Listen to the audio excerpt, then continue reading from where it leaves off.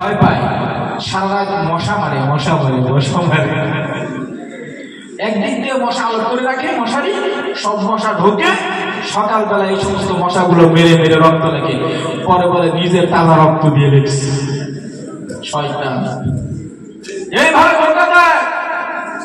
আমার বোন, যে সমস্ত ছেলেরা তোমাদেরকে পছন্দ করে, কথা বলতে বলতে দরকার আই লাভ ইউ বলে, ওরা তোমার সাথে যেমন ফোনে কথা কয়, আরো 10টা মেয়ের সাথে তেমন কথা কয়, ঠিক কিনা? আর যুবকদেরকে বলছে, যুবক ভাইয়েরা আমার, তোমাদের সাথে যে সমস্ত মেয়েরা ফোনে কথা বলে বিয়ের আগে, মনে রাখবে তোমার সাথে যেমন কথা বলে আরো 5 জন ছেলের সাথে তেমনই কথা বলে। এটা কি আমার কথা না আল্লাহ? কার? আল্লাহ বলেন ভালোর সাথে ভালো, খারাপের সাথে। আপনি যদি 5টার সাথে প্রেম করেন, আপনার বউ 10টার সাথে প্রেম করবে।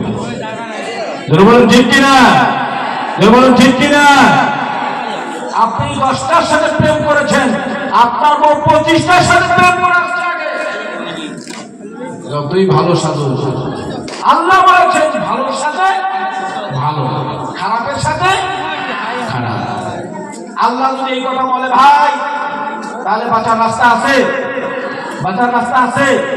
এবার অনেকে মনে মনে চিন্তা করতে, সর্বনাশ, আমি তো 3টার সাথে করছিলাম, আল্লাহ না জানে বউ কয়টার সাথে করছে।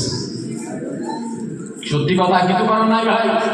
আল্লাহ তাআলার আয়াত, সূরা নূরের আয়াত, যে তুমি জানো বউ কি, বউ যেমন মেয়ে, তুমি জানো যুবক কপালে ওইটাই জুটবে, ভালো কাজ হবে না। আল্লাহ বলছে নিজেকে বাঁচাও। তুমি যখন নিজেকে বাঁচাবে, নিজেকে যখন বাঁচাতে চাইবে, আল্লাহ বলেন বান্দা শোনো, আমি তোমার জন্য সমস্ত রাস্তাগুলো সহজ করে দেব। আমার বন্ধুগণ, এই জন্য যুবক ভাইদেরকে বলি, ও আমার তরুণ ভাইরা, যুবক ভাইরা, তোমাকে আল্লাহ বাঁচতে বলেছি, তোমার পরিবারকে বাঁচাতে বলেছি। নিজের বাঁচার অর্থ হলো তুমি তোমার পিতা মাতার সাথে যেমন আচরণ করবে, ভালো আচরণ করবে।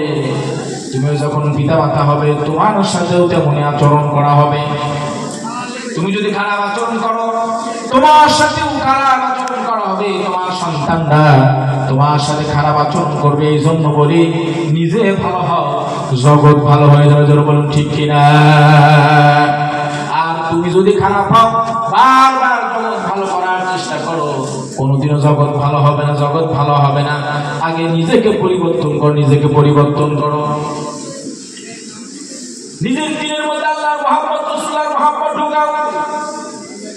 কেন রাসূলুল্লাহর মহব্বত, আল্লাহর মহব্বত অন্তরে ঢুকাবে? আল্লাহ রাব্বুল আলামিন বলেন, ওয়াকুতুহান নাস ওয়াল হিজারা। আল্লাহ বলেন, আমি জাহান্নামকে জ্বালাবো মানুষ দিয়া আর পাথর দিয়া। জাহান্নামের ইন্ধন হবে মানুষ, জাহান্নামের ইন্ধন হবে পাথর।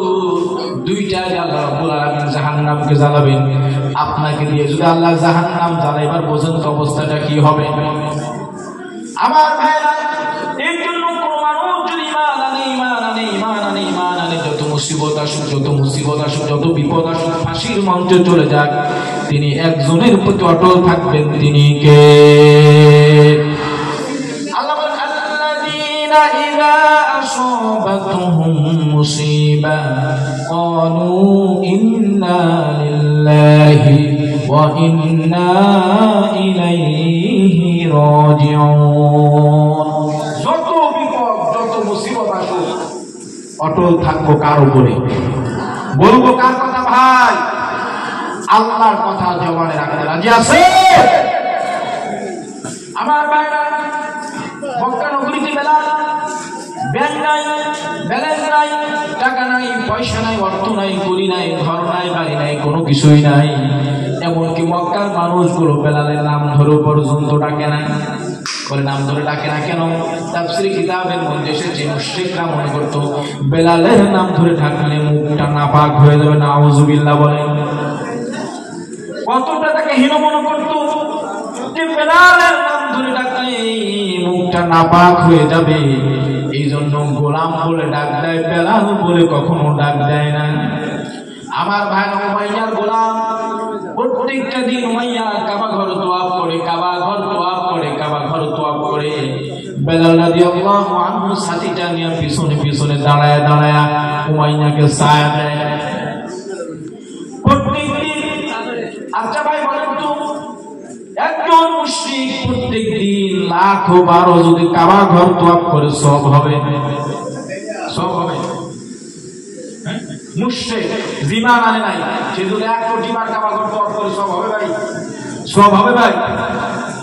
উমাইয়া তোয়াফ করে, বেলাল রাদিয়াল্লাহু আনহু সাথীকে নিয়ে তার পিছনে পিছনে দাঁড়ায় দাঁড়ায় ঘোরে।